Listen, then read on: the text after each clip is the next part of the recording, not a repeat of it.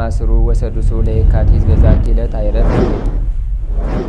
ቅዱስ ኤፍሬም መታሰቢያው ነው። በረከቱ ጋራት ነው። በዚችም ዕለት የጴጥሮስና የሶፊያ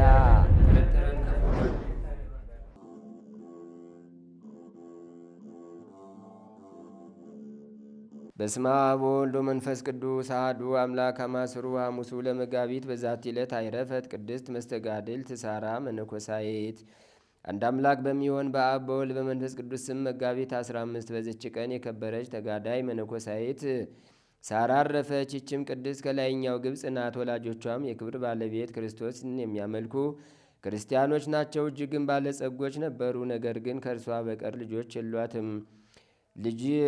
የሏቸውም። በመልካም አስተዳደግም አሳደጓት። ለክርስቲያን የሚገባ ትምህርትን ሁሉ አስተማሯት። ደግሞም ጽሕፈትን አስተማሯት። ሁልጊዜም የቤተ ክርስቲያንን መጻሕፍት ታነባለች። ይልቁንም የመነኮሳትን ዜና ታነብ ነበር። መጻሕፍትንም አዘውትራ ስለምታነብ የምንኩስና ልብስ ለመልበስ ፈለገች። በላይኛው ግብጽ ከሚገኙ ገዳማትም ወደ አንዱ ገዳም ሄዳ ገባች። ብዙ ዘመናትም ደናግልን እያገለገለች ኖረች። ከዚህም በኋላ የምንኩስና ልብስን ለበሰች። ሰይጣንን ድል እስካደረገችው ድረስ ሰይጣን የሚያመጣውንም ስጋዊ ፍትወት እየታገለች 13 ዓመት ኖረች። ንጽሕናን ከመውደዷ ጽናት በተሸነፈ ጊዜ በትዕቢት ሊጥላት ወዶ በቤት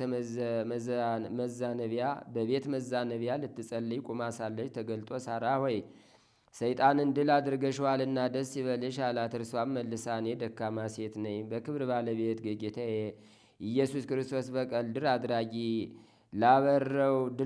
ላበረው አልችልም አለችው። ይህችም ቅድስት አብረዋት ላሉ ደናግል ጥቅም ያላቸውን ብዙ ትምህርቶችን ታስተምራቸው ነበር። እንዲህም ትላቸዋለች፣ ከቀን ብዛት ጠላት እንዳያስተኝ እኔ እንደምሞት አስቀድሜ ሳላስብ እግሬን ከአንዱ መወጣጫ ደረጃ ሁለተኛዋ አናውጥቼ አላኖራትም። ዳግመኛም ለሰው ርኅራኄ ማድረግ በተሻለው ነበር። ይህንንም በሚያደርግ ጊዜ የኋላ በእግዚአብሔር ፈቃድ ውስጥ ይኖራል። በዜና አረጋውያን መነኮሳት መጽሐፍም ውስጥ የተጻፉ ሌሎችም ብዙ ቃሎችንም ተናግራለች። ታላቅ ተጋድሎም እየተጋደለች በዓቷም በባህር ዳርቻ ሆኖ 7 ዓመት ኖረች። አንዲት ቀን እንኳ ከሰው አንዱም አላያትም። እርሷ ግን ሁሉን ታይ ነበር። ሸምግላ እስከ 80 ዓመት በደረሰች ጊዜ ከዚህም ዓለም የሕይወት ማሰሪያ ተፈትታ የዘላለም ተድላ ደስታ ወደሚገኝበት ሄደች። ጸሎቷ በረከቷ ከእኛ ጋር ለዘላለሙ ይኑር አሜን። ሰላም ለሳራ ዘተጋደለት ፍትወተ በጽንፈ ባሕር ነቢራ 7 ዓመተ እያአርግ ትቤ ኩሎ ዕለተ የምናሃቲ ማዕርገ ፍኖት ካልእተ እንበለ እህሊ ወእዜክ ከርሞተ። በዚችም ቀን ዳግመኛ የቅድስት አስጠራኒቆስ እጮኛዋ ቅዱስ ሰለፍኮስ በሰማዕትነት አረፈ። የዚህም ቅዱስ ዜና ክርስቲያን እንደሆነ ከሃዲ ንጉሥ በሰማ ጊዜ ያመጡት ዘንድ አዘዘ። ወደ እርሱም ሲቀርብ የአስጠራጦኒቃ እጮኛዋ ስለ ፈኮስ የተባልክ አንተ ነህን? አለው። አዎን ነኝ አለ። ዳግመኛም ማንን ታመልካለህ? አለው። እርሱም እኔ የክብር ባለቤት የሆነ ጌታ ኢየሱስ ክርስቶስን አመልከዋለሁ ብሎ መለሰ። ንጉሡም መርዝ ያላቸው እባቦች ወዳሉበት እንዲጨምሩ ታዘዘ። እግዚአብሔርም አዳነው። ከዚህ በኋላ ራሱን በሰይፍ እንዲቆርጡ ታዞ ቆረጡት። በመንግሥተ ሰማያትም የሰማዕትነት አክሊልን ተቀበለ። በረከቱም ከእኛ ጋር ለዘላለሙ ትኑር አሜን። ሰላም ለሰለፍኮስ በአፈ መጥባይት ዘተገምደ አስጠራጦኒቃ ፍህርቱ ቅድመ ይትመተር ክሳደ እመኒ ምስሊሃ ውሳጤ በዓት ተጸምደ እስከ መሰለ መሬተ ወአዲ ሐመደ ዘባነ አቃርብት ተጽዕነ ወአፍወተ ኬደ። በዚችም ዕለት ደግሞ ነሃብ ከሚባል አገር የሰማይቱ የከበረ የአባ ሕልያኖስና የሰፍኔዎስ የአዲስ ጊዮርጊስ መታሰቢያቸው ሆነ። በረከታቸውም ከእኛ ጋር ለዘላለሙ ትኑር አሜን። ሰላም ለህልያስ ሰማይት ሐዲስ ዘሀገረ ናይስ ብቋአኒ ሊተ በእንተ ክርስቶስ ከመታሃበኒ በዳኒተ ሥጋ ወነብስ ምነ ብዕልከ ስዕል ጽኑስ። አንድ አምላክ በሚሆን በአብ በወልድ በመንፈስ ቅዱስም መጋቢት 16 በዚች ቀን በእስክንድሪያ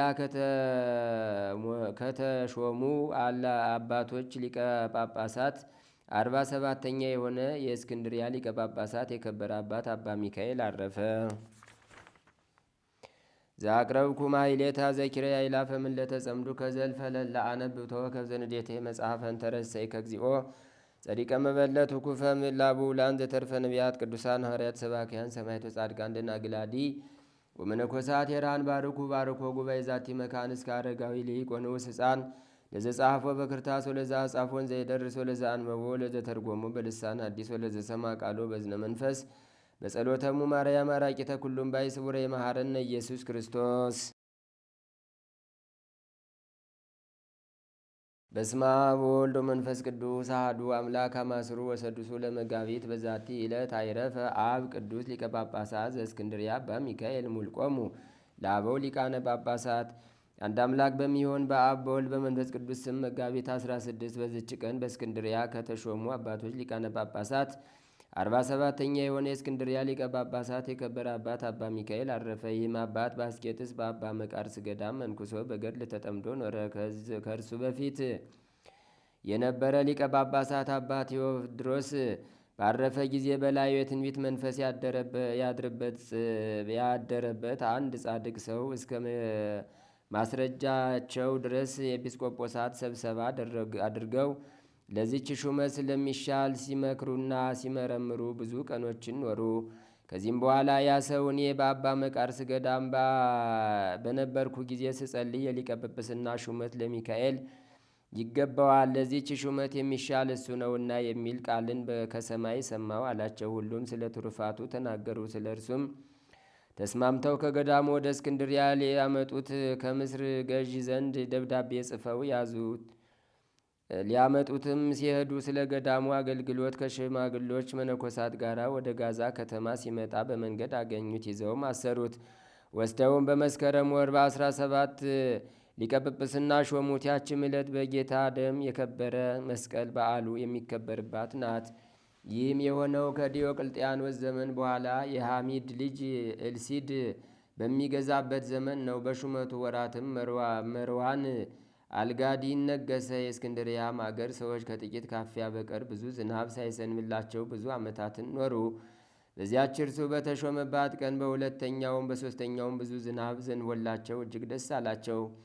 በዚህም አባት ዘመን በክርስቲያን ወገኖች ላይ ታላቅ መከራ ደረሰ። ከምዕመናንም ብዙዎች ሸሹ። የክብር ባለቤት ክርስቶስን የካዱት ሰዎች ቁጥራቸው 24,000 ሆነ። ለዚህ ነገር ምክንያት የሆነውን ከእርሱ እግዚአብሔር እስከ አጠፋው ድረስ ይህ አባት ስለዚህ በታላቅ ሐዘን ውስጥ ነበር። ዳግመኛም በዚህ አባት ዘመን ለመለካውያን ቆዝሞስ ሊቀ ጵጵስና ተሹሞ ሳለ የክብር ባለቤት ስለሆነ ስለ ክርስቶስ ተዋሕዶ ከዚህ አባት ከአባ ሚካኤል ጋር ተከራክሮ ይህ አባት አባ ሚካኤል እንዳስረዳው አመነ። እንዲህም ብሎ በእጁ ጻፈ። የክብር ባለቤት ክርስቶስን ከተዋሃደ በኋላ ሊቀ ጳጳሳት ቄርሎስ እንደተናገረ የመለከቱና የትስብእቱ አንድ ባሕርይ በመሆን ጸንቶ ይኖራል ሲል ኤጲስቆጶሳቱን እንዲሁ ከተዋህዶ በኋላ ስለ ክርስቶስ የተለያዩ ሁለት ባሕርያት ሁለት ገጻት አሉት ይሉ ዘንድ የሚገባ አይደለም ሲሉ ጻፉ።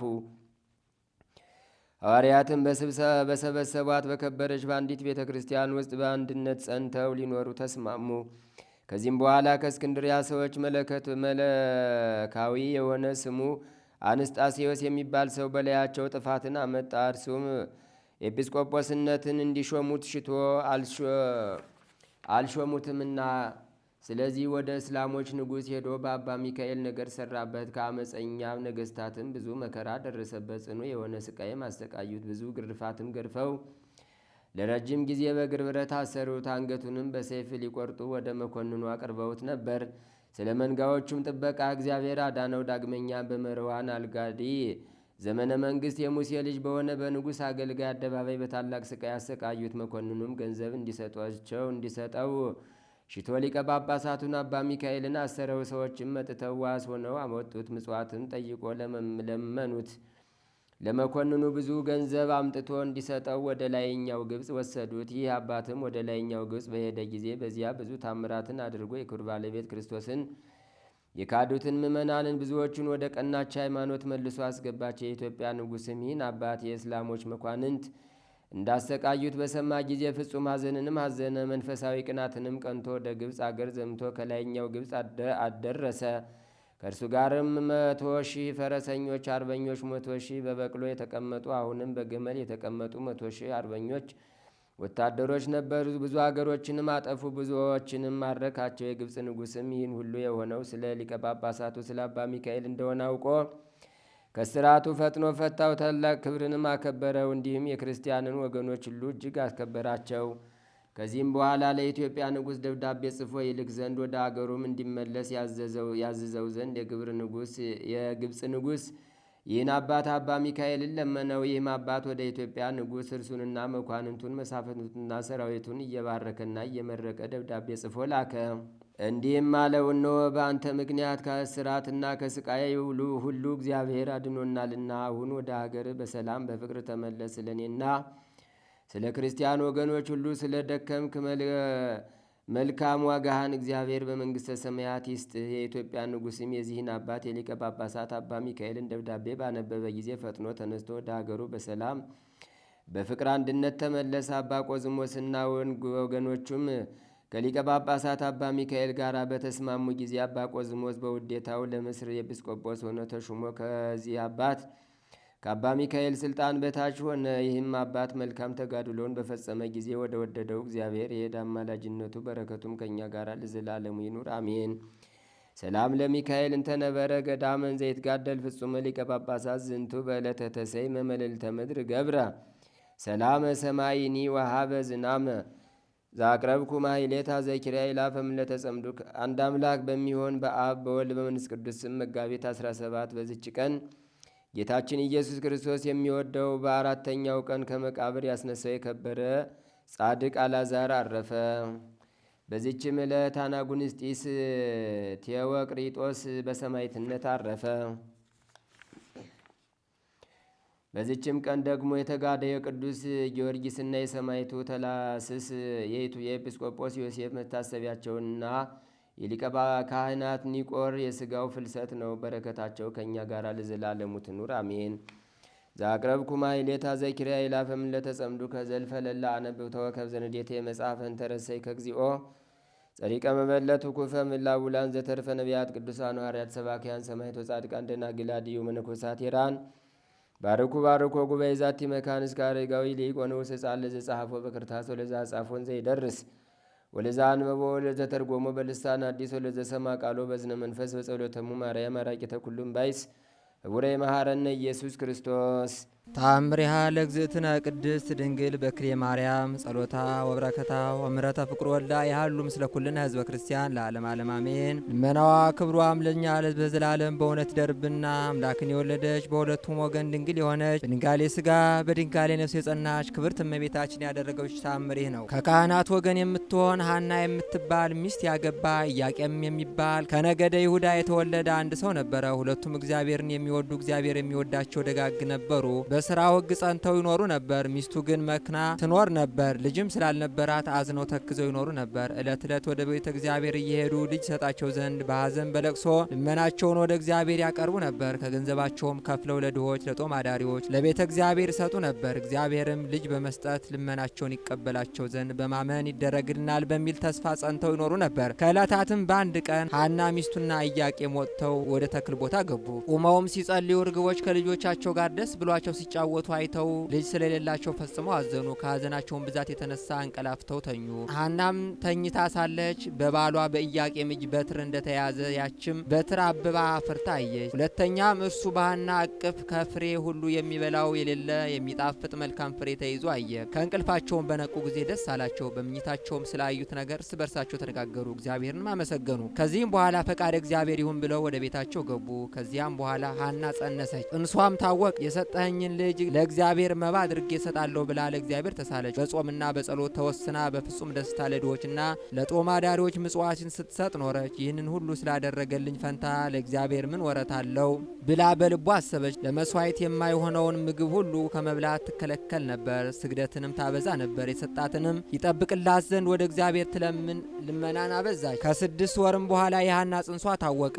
የእሷ ዘመዶችም የባሏ ዘመዶችም በሰሙ ጊዜ ወደ እርሷ መጥተው የሕፃንነት የአባታችን ዘመን ካሳለፈ በኋላ ስላንቺ የተደረገ ይህ የምንሰማው ነገር ምንድነው አሏት። መጽነሷንም ያዩ ዘንድ ማኅፀኗን ዳሰሱ። ዓይኗም የታወረ ከክብርት ሐና እናት ዘመዶች ወገን የአርሳባን ልጅ የምትሆን አንዲት ሴት ነበረች። ምንም ምን ሳይታወቃት ዓይኗ በዳሰሰች ጊዜ ፈጥና ዳነች። ብጽዕት ይገባሻል አለቻት። ዓለም ከተፈጠረ ጀምሮ እንዳንቺ በማኅፀኑ የዕውራን ዓይን የሚያበራ የለምና። ዘመዶቿም ሰገዱላት። ብጽዕት ሐናም ከአጥቢያ ኮከብ ፀሐይ እንዲያበራ በሳቸው ላይ ከበረች። ዝናዋን በየሀገሩ ሁሉ ተሰማ። ድውያን ሁሉ ሕሙማን ሁሉ እያመጡ ማኅፀኗን እየዳሰሱ ይፈወሱ ነበር። ፍጥረትም ሁሉ በማኅፀኗ ሳለ ሕሙም የፈወሰ በተወለደ ጊዜ እንደምን ያለ ይሆን አሉ።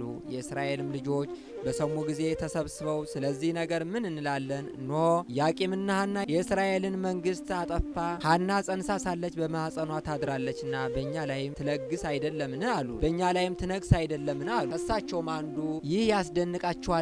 ሙሴ እንደጻፈው በድንጋይ ወግረን እንገላታለን ኑ አላቸው። መንፈቀ ሌሊትም በሆነ ጊዜ ስሙ ገብርኤል የሚባል መልአክ ከሰማይ ወርዶ በዘመድ የከበራችሁ ኢያቄምና ሐና ሆይ ተነሱ አላቸው። ሊባኖስ ወደሚባል ተራራም ወሰዳቸው። እኛም ከአሩ የሰይጣን ወጥመድ ታድነና መፍራትንም መወደድንም የተመላሽ ስሟ ማርያም የምትባል በዚያ ተወለደች። ወደ ጥንት ነገራችን እንመለስና የጽንሷም ወራት በተፈጸመ ጊዜ በግንቦት አንድ ቀን ከፀሐይ የምታበራ ሴት ልጅም ወለደች። የመልኳም ደም ግባት ከማርና ከሶከር ይልቅ ደስ ያሰኛል። የመዓዛዋም ሽታ ከሁሉ ይበልጣል።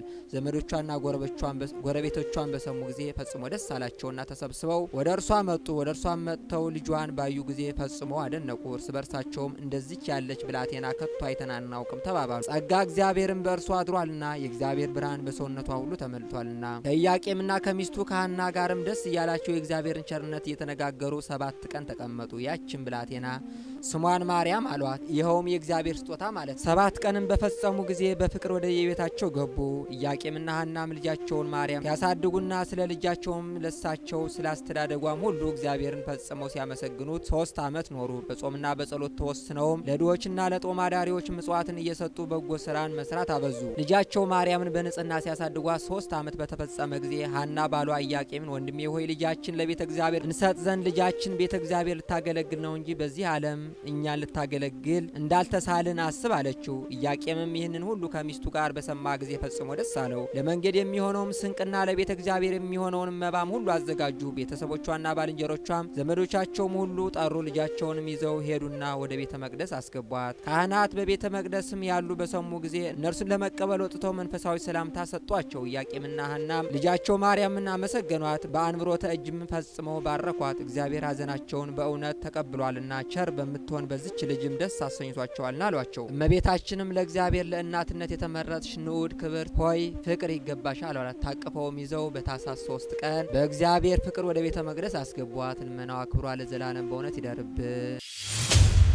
እስራኤል ሆይ ተቤዥቻለሁ አትፍራ ሲለው ያዕቆብ የተወለደው አባቱ የአብርሃም ልጅ ይስሐቅ ይባላል። የያዕቆብና የኤሳው አባታቸው ማን ይባላል?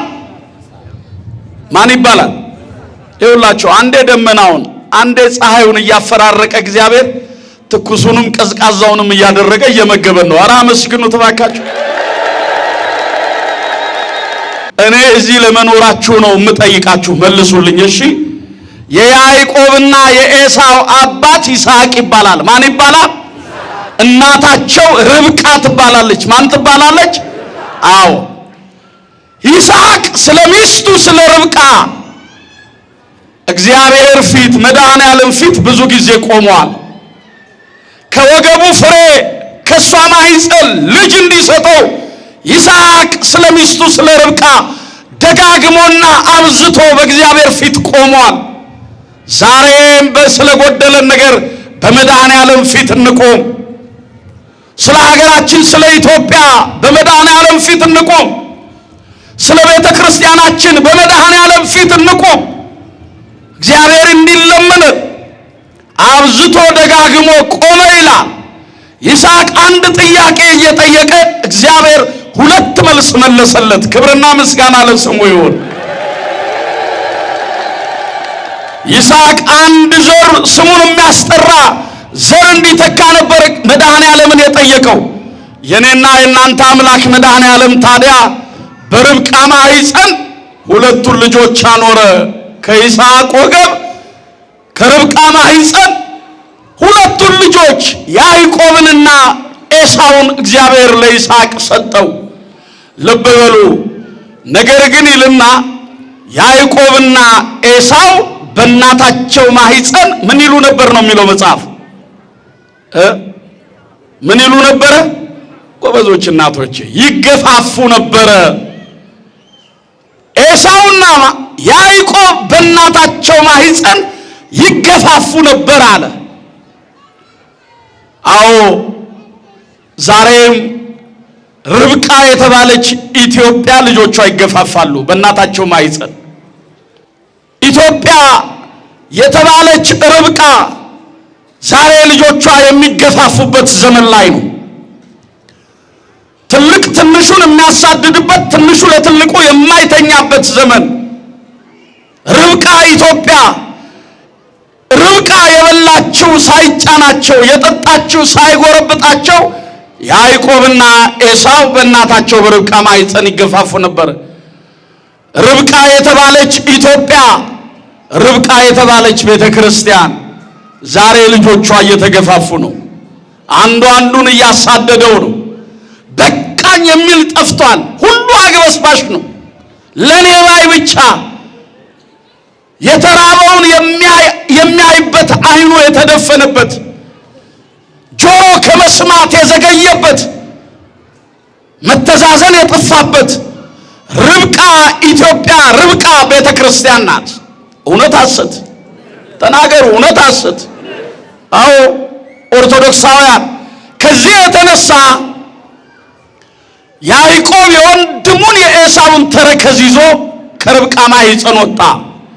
የወንድሙን ብኩርና ለማግኘት ዛሬ እንደምናየው ለአንዱ መደሰት አንዱ ማዘን አለበት፣ ለአንዱ መብላት አንዱ መራብ አለበት፣ ለአንዱ መሳቅ አንዱ ማልቀስ አለበት ተብሎ የተወሰነ እስከሚመስል ድረስ ለአንዱ መኖር አንዱ መሰደድ አለበት ተብሎ ሕግ የወጣ እስኪመስል ድረስ ኦርቶዶክሳውያን ያዕቆብ የወንድሙን ብኩርና ለማግኘት በብዙ መንገድ ደክሟል። ያ መንገድ ግን አላዋጣውም። እግዚአብሔር በብዙ አስተማረው። ኦሪት ዘፍጥረት ምዕራፍ 31 ላይ ስትመለከቱ ያዕቆብ ምን አለ? ከሞት ላዳነኝ ለተቤዠኝ አምላክ ለአባቶቼ ለአብርሃም ለይስሐቅ አምላክ ኑ ወደ ቤቴል ተራራ እንውጣና ያዳነኝን አምላክ ከነ ኃጢአት ያላጠፋኝን ጌታ መስዋዕት እናቅርብለት፣ አሸንክታባችሁን አስወግዱ፣ የማይጠቅማችሁን ነገር ጣሉና ወደ ተራራው እንውጣ አለ። ያዕቆብ ሕዝቡን ይዞ ወደ ተራራ ቤቴል ወደሚባለው ተራራ ወጣ። በዛም መሠዊያውን ሰርቶ መስዋዕቱን አቀረበ። እግዚአብሔርም የያዕቆብን መስዋዕት ተመለከተና ያዕቆብ ሆይ ከዚህ በኋላ ስምህ ያዕቆብ አይደለም እስራኤል ብዬሃለሁ አለው። ክብርና ምስጋና ለስሙ ይሁን። ያለፈውን በደል የሚቀይር ይቅር የሚል የፊታችንን መንገድ የሚያቀና አምላክ በተራራው ላይ የተዳደፈውን ስሙን ቀይሮ እስራኤል ብዬሃለሁ፣ የእግዚአብሔር ሕዝብ ማለት ነው፣ የብዙዎች አባት ማለት ነው። እስራኤል ብዬሃለሁ፣ መስዋዕትህንም ተቀብያለሁ፣ ተቤዥቻለሁ፣ አትፍራ፣ ወደ እኔ ተመለስ፣ ከዚህ በኋላ በእኔ ዘንድ ያልተረሳ ትሆናለህ አለው። ክብርና ምስጋና ለስሙ ይሁን። በደላችንን አምነን በፊቱ ስንቆም ይቅር የሚለን ማን ነው? መድኃኔዓለም ነው በሉ። ማን ነው እሱ? ከነበደላችን ያላጠፋን ዕድሜ ለንስሐ ዘመን ለፍስሐ የጨመረልን ማን ነው? በፊቱ በረድኤቱ ያቀረበን ማን ነው? ሰዎች ያዩብንን ያላሳየብን ማን ነው? ሰዎች የሰሙብንን ያላሰማብን ማን ነው? ክብርና ምስጋና ለስሙ ይሁን። መድኃኔዓለም ምን አይለንም? አይረሳንም። ምን አይለንም? አንድ ነገር ልበል፣ ጨርሻለሁ። 3 ደቂቃ ብቻ ስጡኝ። አንድ ነገር ልበላችሁ። በዚህ በሁለተኛ ሳሙኤል ምዕራፍ 4 ቁጥር 1 ላይ ታሪኩን በጣም ባጭሩ ነው ብነግራችሁ። የመጨረሻ መልእክቴ ነው። ልብ በሉና ስሙ። በሁለተኛ ሳሙኤል ምዕራፍ 4 ከቁጥር 1 ጀምራችሁ ስትመለከቱ ዳዊትም ከቤተ ሳኦል ጋር ጦርነትን ገጠመ ይላል። ጦርነትን አደረገ። የእግዚአብሔር ክንድ ከዳዊት ጋር ነበረች ይላል። ከሳኦል ቤት ብዙ ሺህ ሰራዊት ረገፈ። በጣም ፈጠኘ ነው የምናገረው ስሙ። ከሳኦል ቤት ብዙ ሺህ ሰራዊት ረገፈ። ሳኦልም ሞተ ይላል በጦርነቱ። ያን ጊዜ የአባቱን ክብር ለማስመለስ ዮናታን የተባለው የሳኦል ልጅ ተነሳና በጦር ሜዳ ሊሰለፍ ወደደ። አንድ ልጅ ነበረው ይላል። ስንት ልጅ ነበረው? ስሙም ሜምቤ ፎስቴ ብሎ ይጠራዋል።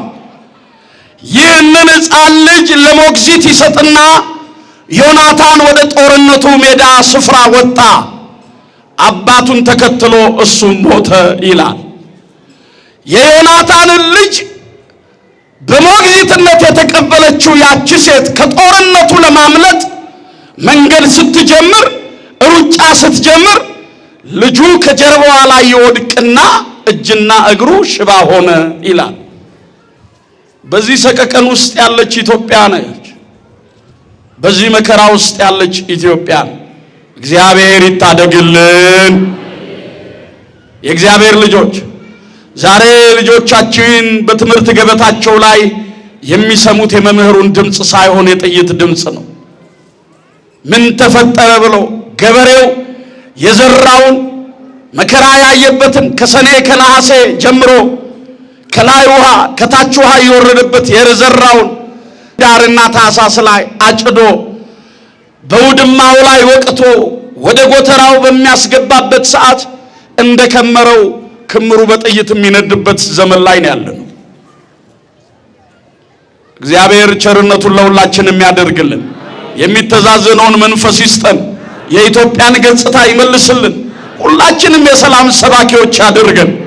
አዎ ልጁ ከጀርባዋ ላይ ወደቀ። ከሞግዚቱ ጀርባ ላይ ወደቀና እጅና እግሩ ሽባ ሆነ። እንደምን ብላ የወደቀውን ልጅ አንስታ ሩጫ ጀመረች። ከፊቷ ሎዶባር የሚባል ስፍራ አለ። ምን አልኳችሁ? ሎዶባር ይባላል። ይሄ ስፍራ ችግረኞች፣ ምንም የሌላቸው ሰዎች፣ በሰው የተረሱ ወገን ዘመድ የሌላቸው ሰዎች የሚጣሉበት የሚወድቁበት ስፍራ ነው። ሎዶባር በሚባለው ስፍራ ላይ ያንን ሕፃን ልጅ ጣለችና እሷ ነፍስ ያውጭኝ ብላ ሩጫ ጀመረች። ምዕራፍ 4 ሁለተኛ ሳሙኤል ምዕራፍ 4 ላይ ያለው ታሪክ እዚህ ጋር ያበቃል።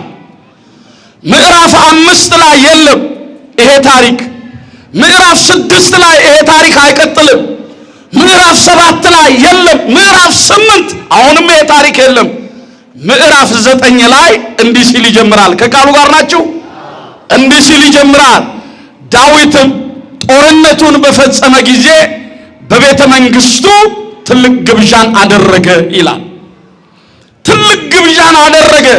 ከ27ቱም ሀገር ሹማምንቱን ጠራ። የሰባውን ፍሪዳ አረዱ። የወይን ጠጅ ደባልቀው እየጠጡ ዳዊት ለሹማምንቱ እንዲህ ሲል ጥያቄ አቀረበ ይላል።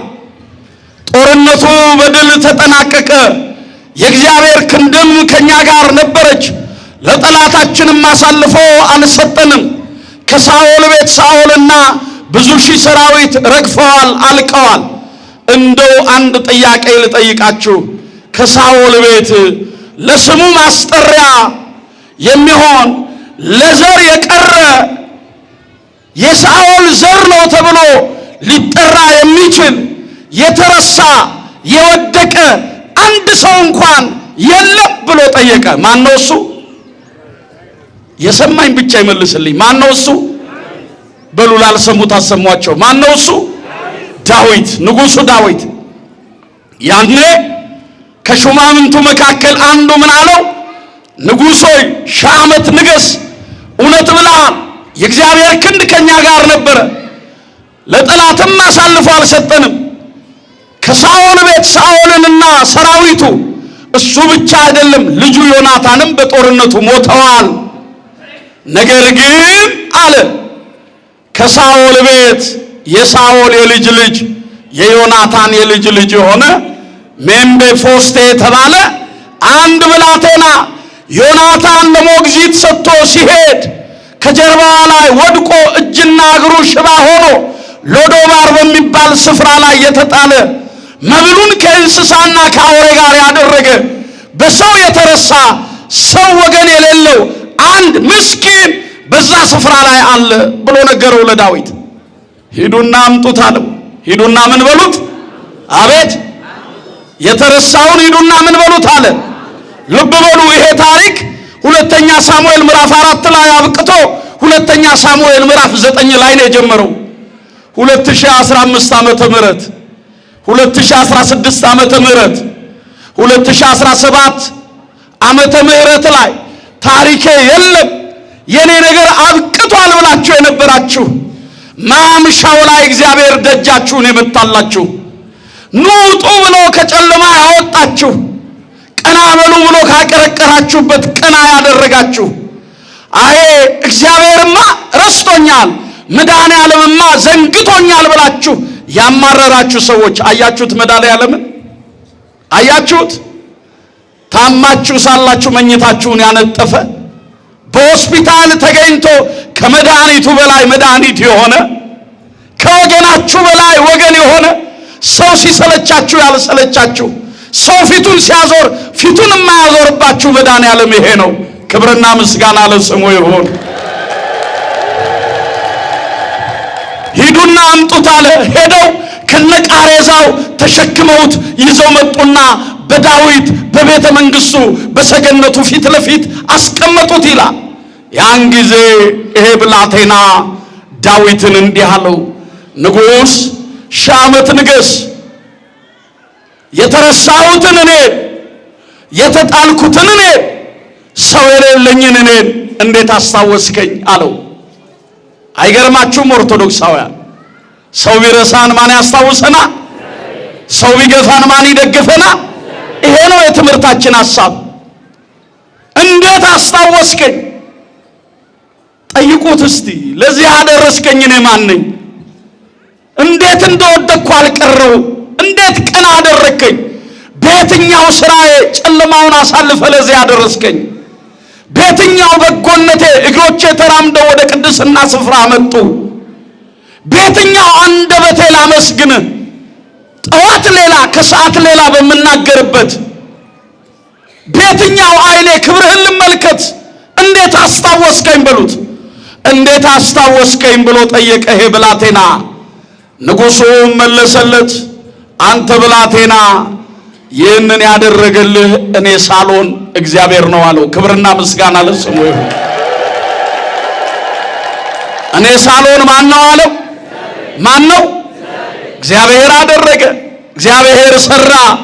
የእግዚአብሔር ልጆች ይሄ ብቻ አይደለም። ከዚህ በኋላ በማዕድ ከኔ ጋር ትቀመጣለህ፣ ፍሪዳ ትቆርጣለህ፣ ወይ ጠጅ ትጠጣለህ። የአባትን የሳኦልን ግዛት ሁሉ መልሼ ላንተ ሰጣሃለሁ አለው። የተወሰደብንን ክብራችንን መልሶ ይስጠን። ያጣነውን ፍቅራችንን መልሶ ይመልስልን። ያጣነውን ጸጋ እግዚአብሔር መልሶ ያጎናጽፈን። ያጣነውን ፍቅር እግዚአብሔር መልሶ ያብዛልን። መልሼ ሰጣሃለሁ፣ በአባትህ ግዛት ላይ ትኖራለህ አለ። በቤተ መቅደሱ እንዲያኖረን በአባታችን በእግዚአብሔር መንግሥት በቀኙ እንዲያቆመን ቅዱስ ፈቃዱ ይሁንልን። አምላካችን መድኃኒታችን ኢየሱስ ክርስቶስ የሰማነውን በልቡናችን ይጻፍብን፣ ከቅዱሳን ረድኤት በረከት ያሳትፈን። ሰላም ያሳደር አምላክ ሰላም ቀን ያውለን። አቡነ ዘበሰማያት ይትቀደስ ስምከ ትምጻእ መንግሥትከ ወይኩን ፈቃድከ በከመ በሰማይ ከማሁ በምድር ሲሳየነ ዘለለ ዕለትነ ሀበነ ዮም ወኅድግ ለነ አበሳነ ወጌጋየነ ከመ ንሕነኒ ንኅድግ ለዘአበሰ ለነ ኢታብአነ እግዚኦ ውስተ መንሱት አላ አድኅነነ ወባልሐነም ኩሉ ኩይስ መዚአከ ይእቲ መንግሥት ኃይል ወስብሐት ለዓለመ ዓለም። በሰላመ ቅዱስ ገብርኤል መልአክ ወእግዝእትየ ማርያም ሰላም ለኪ ድንግል በሕሊናኪ ወድንግል በሥጋኪ እም እግዚአብሔር ጸባኦት ሰላም ለኪ ብሩክት አንቲ እምአንስት ወቡሩክ ፍሬ ከርሥኪ ተፈሥሒ ፍሥሕት ኦ ምልዕተ ጸጋ እግዚአብሔር ምስሌኪ ሰአሊ ወጸልዪ ምህረታ በፍቅር ወልድኪ ኢየሱስ ክርስቶስ ከመ ይሥራይ ለነ ኃጣውኢነ ተማኅፀነ ብኪ ኦ ተወካፌ ንስሐ ወሰራይ ኃጢአት ኢየሱስ ክርስቶስ ስረይ ኃጢአትየ ወኃጢአተ ኩሉ ሕዝብ ከማይሠራ ኃጢአት እግዚአብሔር ይፍታ። ንቁ ሚዲያ ለተመልካቾቹ ከሚያደርሳቸው ዕለታዊ ሳምንታዊና ወርሃዊ ዝግጅቶች መካከል የየዕለቱን ስንክሳር ወርሃዊና ዓመታዊ የቅዱሳን ገላትና ድርሳናትን በኢትዮ ማህበር የዩቲዩብ ቻናል ያቀርባል። የየዕለቱን ስንክሳር ባሉበት ሆነው በማድመጥ እንዲሁም ወርሃዊና ዓመታዊ የቅዱሳንን ዜና ሕይወታቸውን በማድመጥ ከቅዱሳኑ በረከትና ረድኤት እንዲያገኙ ንቁ ሚዲያ የሁል ጊዜ ምኞቱ ነው። በየዕለቱ የሚለቀቁ ዜና ቅዱሳንን ላይክ፣ ሼር እና ሰብስክራይብ በማድረግ አገልግሎቱን ይደግፉ። ንቁ ሚዲያ ርቱ የቤተ ክርስቲያን ልሳን